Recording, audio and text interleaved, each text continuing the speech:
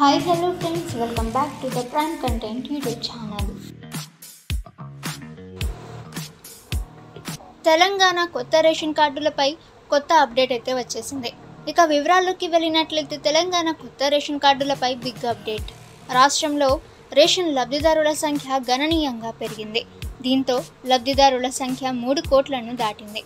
కొత్త రేషన్ కార్డుల మంజూరుతో పాటు ఇప్పటికే ఉన్న కార్డుల్లో కుటుంబ సభ్యుల పేర్లను చేర్చడం ద్వారా మే నెలాఖరు నాటికి మొత్తం లబ్ధిదారుల సంఖ్య చూసినట్లయితే 3,28,28,921కి చేరుకున్నట్లు సివిల్ సప్లై శాఖ అధికారులు తెలిపారు. ఈ ఏడాది జనవరి 26న రాష్ట్రంలో కొత్త రేషన్ కార్డులు మంజూరు ప్రక్రియ ప్రారంభమైంది.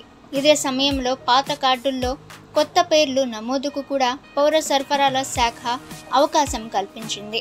దీనికి అనుగుణంగా మీ సేవా కేంద్రాలతో పాటు కులగణన సర్వే ద్వారా పెద్ద సంఖ్యలో దరఖాస్తులు అందాయి. అందిన దరఖాస్తులను పరిశీలించిన అధికారులు జనవరి 26, ఫిబ్రవరి 28, ఏప్రిల్ 24, మే 23 తేదీల్లో 4 విడతల్లో కొత్తగా 2,03,156 రేషన్ కార్డులను మంజూరు చేశారు. అలాగే 9 విడతల్లో పాత కార్డుల్లో 29,81,356 మంది కొత్త సభ్యుల పేర్లను నమోదు చేశారు. రేషన్ కార్డుల మంజూరు ఒక నిరంతర ప్రక్రియ అని, ఇంకా పెద్ద సంఖ్యలో పరిశీలించాల్సిన దరఖాస్తులు ఉన్నాయని పౌర సరఫరాల శాఖ అధికారులు వెల్లడించారు.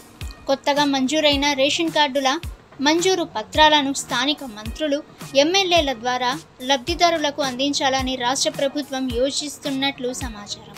ఈ కార్యక్రమాన్ని రాష్ట్ర ప్రభుత్వం అట్టహాసంగా నిర్వహిస్తున్నట్లు తెలిసింది. ఇక తెలంగాణ ప్రభుత్వం రేషన్ లబ్ధిదారులకు సన్నబియ్యాన్ని పంపిణీ చేయడం ద్వారా నాణ్యమైన ఆహారాన్ని అందిస్తుంది. ఇది లబ్ధిదారులకు పౌష్టికాహారాన్ని అందించి వారి జీవన ప్రమాణాలను మెరుగుపరచడంలో కీలక పాత్ర పోషిస్తుందని సర్కార్ భావిస్తుంది. వర్షాకాలం సీజన్ నేపథ్యంలో జూన్, జూలై, ఆగస్టు కోటాకు సంబంధించిన రేషన్ను పంపిణీ చేస్తున్నారు. ఈ నెలాఖరు వరకు 3 నెలలకు సరిపడా రేషన్ తీసుకోవచ్చునని అధికారులు తెలిపారు. సో ఫ్రెండ్స్, ఈ యొక్క రేషన్ అంటే కొత్త రేషన్ కార్డులకి సంబంధించి వచ్చిన అప్డేట్ అయితే ఇది. ఇక ఎప్పటికప్పుడు మీరు లేటెస్ట్ న్యూస్ తెలుసుకోవాలి అనుకుంటే ద ప్రైమ్ కంటెంట్ యూట్యూబ్ ఛానల్ని సబ్స్క్రైబ్ చేసుకోండి.